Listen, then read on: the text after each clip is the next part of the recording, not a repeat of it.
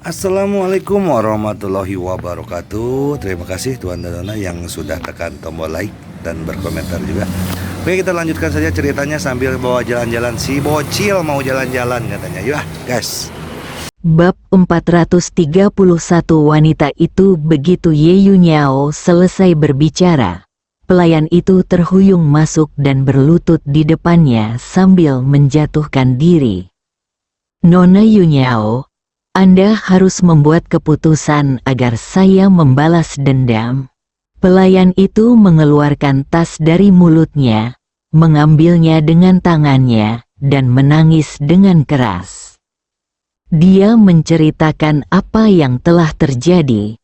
Tanpa diduga, Ye Yunyao hanya menatapnya dengan dingin dan mengucapkan dua kata, "Sampah." Kemudian, dia melambaikan tangannya dan meminta pengawal itu menyeret orang itu keluar. Bajingan itu benar-benar berpikir bahwa dengan wanita jalang Ye Yunlan yang melindunginya, dia bisa melakukan apapun yang dia inginkan, kata Ye Yunyao dengan gigi terkatup. Nona Yunyao, kami telah mengendalikan semua penjahit di rumah hari ini. Jika wanita tertua mengetahuinya, apakah itu akan terjadi? Seorang teman wanita di sampingnya berkata dengan ragu-ragu. Ye Yunyao tersenyum, "Jangan khawatir, aku sudah bertanya pada sepupuku. Dia akan menahan Ye Yunlan di jamuan keluarga besok. Kalau begitu, mari kita bersenang-senang dengan bajingan itu. Masalah pakaian hanyalah permulaan. Saat besok, orang-orang dari semua keluarga ada di sini, dan bajingan itu tidak dilindungi oleh Ye Yunlan. Aku ingin melihat betapa menyedihkan kematiannya." Setelah menyuruh pelayannya pergi, Ye Yan tidak memikirkannya lagi. Tidak peduli apa motif Tuan Ye memanggilnya ke sini. Saat ini, kedatangannya sangat menarik perhatian keluarga Ye. Selain itu, dia dan Ye Yunlan secara alami berada di pihak yang sama, jadi masuk akal jika dia menjadi sasaran. Mungkin ada sesuatu yang sedang terjadi, tapi sampai malam, Ye Yan tidak menemukan apapun lagi. Tepat ketika dia ragu apakah akan menelepon Xie Jing, ponselnya berdering. Saya mengambilnya dan melihat bahwa itu adalah Zhang Chuksui. "Kak, bagaimana kabarmu di sana?" Terdengar suara lembut gadis itu. Ye Yan tersenyum dan berkata, "Untungnya, keluarga Ye memang ramah." Dia berbicara singkat tentang apa yang terjadi hari ini. Zhang Chuksui terdiam beberapa saat. "Ya, ternyata ada adik yang baik di sana." Ye Yan tertegun. Apakah ini maksudnya? Tapi dia tidak terlalu memikirkannya dan hanya melanjutkan, "Untungnya, dia mungkin satu-satunya orang di seluruh keluarga Xie yang tidak memusuhi saya." Zhang Chuksui tidak bisa menahan diri untuk tidak mendengus. "Ya, ini sangat bagus. Saya hanya khawatir itu akan terlalu bagus. Dan pada akhirnya akan sangat bagus sehingga Anda bahkan tidak ingin kembali." Ye Yan terdiam beberapa saat. Apa yang gadis ini pikirkan? Keduanya mengobrol beberapa kata lagi sebelum Zhang Chuksui dengan enggan menutup telepon. Kemudian, Ye Yan berpikir sejenak, lalu memutar jarinya dan menemukan nomor untuk dihubungi. Telepon berdering beberapa kali dan dijawab. Ye Yan merasa gugup. "Aku di sini. Semuanya baik-baik saja." Xie Jing di ujung telepon menjawab dengan dingin, "Ya." Apakah kamu baik-baik saja?" tanya Ye Yan. "Kamu baru pergi sehari. dan pengawal yang kamu cari tidak dapat dipisahkan. Apalagi yang bisa kulakukan? Xie Jing berkata dengan ringan. Sebelum Ye Yan pergi, dia akhirnya mengatur pengawal, berjumlah 6 orang, bekerja dalam kelompok 2 dan 3 dalam 3 shift. Meskipun Xie Jing sedikit tidak senang dengan hal ini dan merasa kebebasannya telah dirampas, dia tidak bisa menahan Ye Yan untuk selalu menceritakan pengalamannya diculik, jadi pada akhirnya dia tidak punya pilihan selain menyetujuinya. Tapi tentu saja tidak bahagia. Ye Yan tersenyum canggung, yang utama adalah keselamatan. Keduanya ingin diam. Ngomong-ngomong, hubungan mereka agak aneh sekarang. Berbicara tentang orang asing, 2 orang telah mengalami banyak hal bersama dan sudah memiliki pemahaman dan bahkan kebiasaan di antara mereka. Namun, meski hubungan keduanya baik-baik saja, masih terasa ada sekat di antara kedua insan tersebut. Setelah terdiam beberapa detik, Xie Jing berkata, sisi keluarga Ye benar. Kamu adalah orang biasa yang tidak memiliki kekuatan.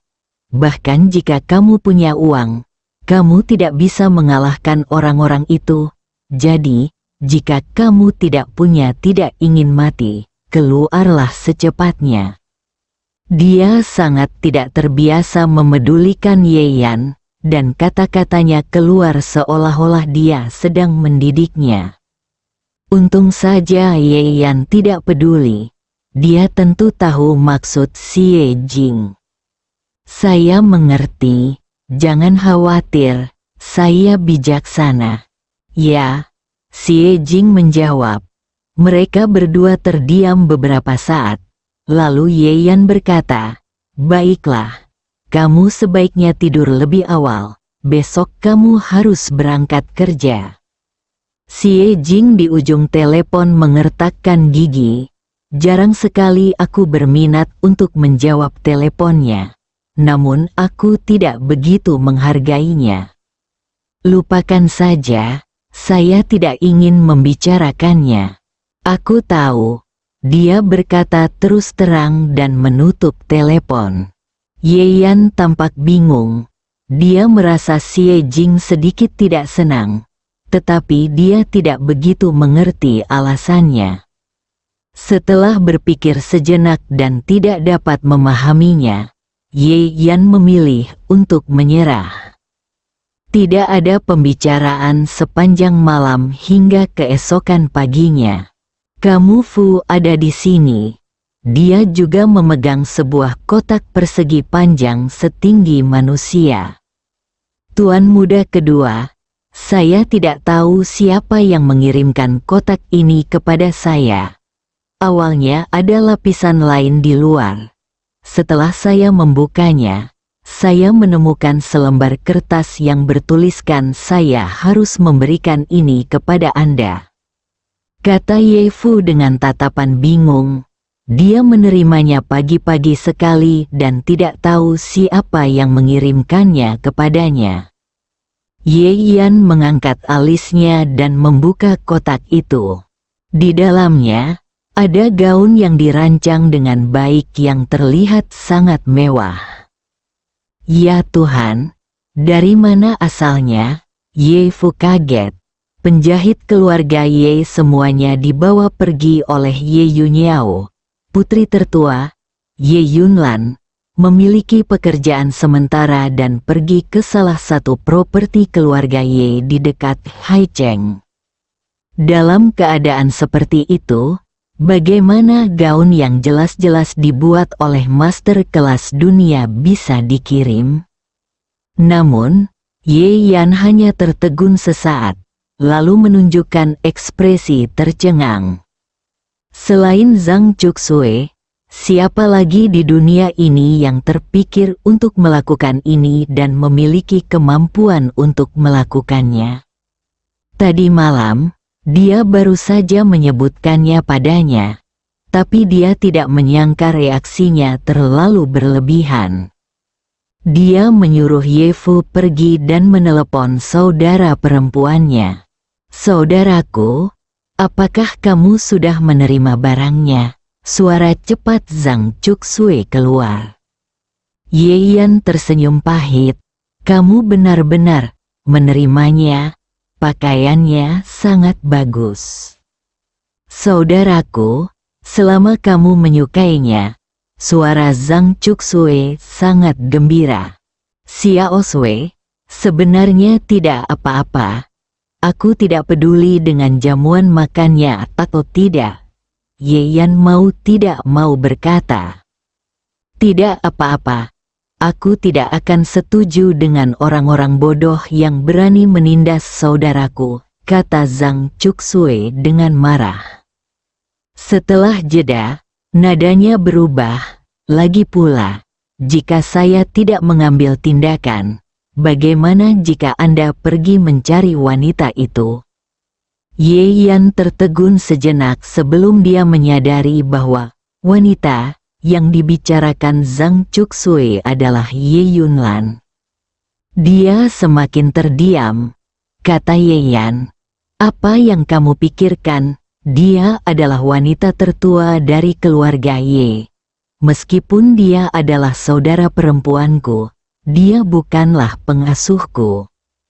Bab 432 Perjamuan. Zhang Cuksui di ujung telepon mengerutkan bibirnya. Agar seorang wanita bisa begitu baik kepada kakaknya, dia harus menyembunyikan sesuatu. Hal yang sama berlaku untuk kakakku. Dia biasanya sangat pintar. Tapi ketika dia melihat kakak perempuan yang cantik, dia menjadi bodoh. "Tidak, kamu harus mencari cara. Jika tidak, saudaramu akan menjadi saudara orang lain."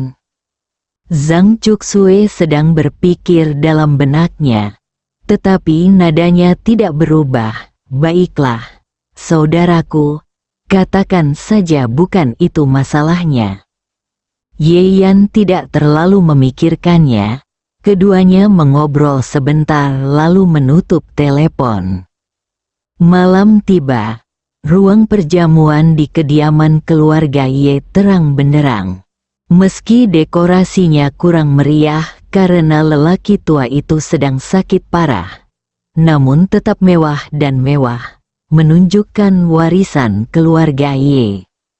Karena mencakup area yang luas dan ruang perjamuan terletak tersendiri di dalam taman, meskipun Anda berada di Ye Family Manor, Anda tetap perlu naik mobil untuk datang ke sini. Ye Yunyao keluar dari porsenya. Saat ini, tempat parkir di luar ruang perjamuan sudah dipenuhi berbagai mobil mewah, dan para pelayan berpakaian rapi sedang sibuk parkir. Seringai terbentuk di bibirnya. Ketika dia datang, dia sudah mengkonfirmasi dengan sepupunya Ye Yunfan bahwa sama sekali tidak mungkin Ye Yunlan bisa kembali. Oleh karena itu, kali ini, Ye Yunyao tidak hanya ingin membuat dirinya bau mulut, tapi juga ingin membuat reputasi Ye Yan menjadi buruk di Haicheng sejak awal. Yun Yao, Nona Yunyao, saat dia berjalan ke ruang perjamuan, yang lain menyambutnya. Karena ini adalah jamuan keluarga, keluarga kaya raya di Haicheng tidak hadir. Tapi masih ada beberapa orang luar, keluarga bangsawan kecil yang bergantung pada keluarga Ye untuk bertahan hidup. Tentu saja, mereka harus hadir pada kesempatan seperti itu. Ye Yunyao adalah sepupu Ye Yunfan, jadi statusnya di keluarga Ye tidaklah rendah. Nona Yunyao, untunglah keluarga Ye dapat menemukan tuan muda kedua kali ini. Seorang pria paruh baya memegang lengan teman wanitanya dengan senyum menyanjung di wajah gemuknya. Ye Yunyao mencibir di dalam hatinya. tetapi berkata dengan tenang di wajahnya, "Karena lelaki tua itulah yang ingin bertemu denganmu, maka kami, anak dan cucu, secara alami harus memenuhi keinginan lelaki tua itu." Banyak pujian dan pujian dari orang-orang sekitar. Hanya saja, Ye Yunyao pura-pura menghela nafas. Seseorang segera bertanya dengan prihatin, "Apakah ada sesuatu yang sulit untuk Nona Yunyao? Sebaiknya Anda memberitahu dia dan melihat apakah kami dapat membantu." Ya, kami akan melakukan yang terbaik untuk membantu. Bagi mereka yang terikat dengan keluarga Ye, yang terpenting adalah memenangkan hati keluarga Ye. Hanya saja putri tertua yang kuat dari keluarga Ye Yunlan, kuat dan tegas, adil dalam menangani berbagai hal, tetapi juga tegas dalam tuntutannya. Jika dia tidak memiliki kemampuan nyata, sanjungan pun tidak akan ada gunanya. Sebagai perbandingan, Ye Yunyao yang bisa membuatnya bahagia selama ditemani dan uangnya dibelanjakan, jauh lebih mudah ditangani. Ye Yunyao memang sangat puas dengan sikap mereka. Namun, terlepas dari semua drama yang terjadi, dia masih tetap terlihat khawatir dan berkata, "Meskipun anak haram di keluarga kami ini telah mendapat persetujuan dari lelaki tua itu, dia sudah terlalu lama tinggal di luar. Tak perlu dikatakan lagi, tidak ada etiket aristokrasi, tidak ada jejaknya, selera dan gaya berpakaiannya sangat buruk. Yang paling penting adalah pria bernama Ye Yan ini masih mempunyai keluhan terhadap keluarga Ye. Kemarin, aku dengan baik hati meminta seseorang untuk mengantarkan gaun, tetapi dia tidak mau dan melampiaskannya pada pelayan yang mengantarkannya." Ketika Ye Yunyao mengatakan ini, dia tampak tidak berdaya, menggelengkan kepalanya dan menghela nafas. "Tidak, apakah orang ini begitu biadab? Pasti kantong kotoran. Beraninya kau merusak niat baik Nona Yunyao seperti ini, sampah." Orang-orang di sekitarnya tampak mengejek dan tidak puas. Ekspresi bangga muncul di mata Ye Yunyao. "Bagus sekali. Inilah efek yang kita inginkan." Dia memikirkannya dan merasa panasnya masih sedikit, jadi dia berkata seolah dia sedang menjelaskan kepada Ye Yan. "Tapi kita tidak bisa berbuat apa-apa. Lagi pula, ketika dia di Dongling, dia hanyalah menantu dari rumah ke rumah. Jadi tidak ada yang bisa kita lakukan karena dia jarang bertemu dunia." Setelah berbicara, Ye Yunyao masuk ke dalam dengan cibiran di bibirnya. Hanya orang-orang itu yang tertinggal membicarakannya. "Menantu laki-laki, ya Tuhan, dia sebenarnya orang yang lembut. Bagaimana menurutmu, lelaki tua dari keluarga Ye, membiarkan orang seperti itu masuk ke dalam keluarga Ye?" Berita itu segera menyebar. Beberapa orang sudah mengetahuinya. Namun kebanyakan orang belum mengetahuinya. Bahkan beberapa kerabat keluarga Ye datang untuk mengkonfirmasi masalah ini dengan Ye Yunyao. Ye Yunyao secara alami mengetahui segalanya dan mengatakannya dengan cara yang lebih indah. Saat semua orang di ruang perjamuan sedang menebak orang seperti apa tuan muda kedua ini, seseorang berseru, "Kamu Fu ada di sini." Pada kesempatan seperti itu, hanya tuan muda kedua yang akan datang bersama Ye Fu, kepala pelayan yang hebat. Mata semua orang terfokus pada pintu. Segera, sesosok tubuh melangkah ke pintu. Penampilan Ye Yan sudah sangat tampan, dan setelan mewah yang dikirim oleh Zhang Chuxui membuat sosok dan temperamennya semakin menonjol. Semua orang di ruang perjamuan tertegun sejenak. Setelah propaganda Ye Yunyao, gambaran Ye Yan di benak mereka berubah menjadi orang yang jorok, celaka, dan masam. Tapi sekarang tampaknya kontrasnya terlalu besar. Yah, tuan muda kedua ini terlihat cukup bagus. Seseorang tidak bisa tidak berkata. Beberapa tamu wanita bahkan matanya sedikit bersinar. Jari-jari Ye Yunyao yang memegang gelas anggur memutih karena pengerahan tenaga. Bukankah sudah diatur bahwa semua penjahit tidak bisa membuatkan pakaian untuknya? Apa yang terjadi? Dia berkata kepada teman wanita di sampingnya dengan tatapan dingin. Teman wanita ini bernama Sun Yi. Konon dia adalah sahabat Ye Yunyao. Namun nyatanya dia hanyalah seorang pengikut yang menjalankan tugas untuknya. Hati Sun Yi bergetar saat dia merasakan ketidakpuasan Ye Yunyao padanya.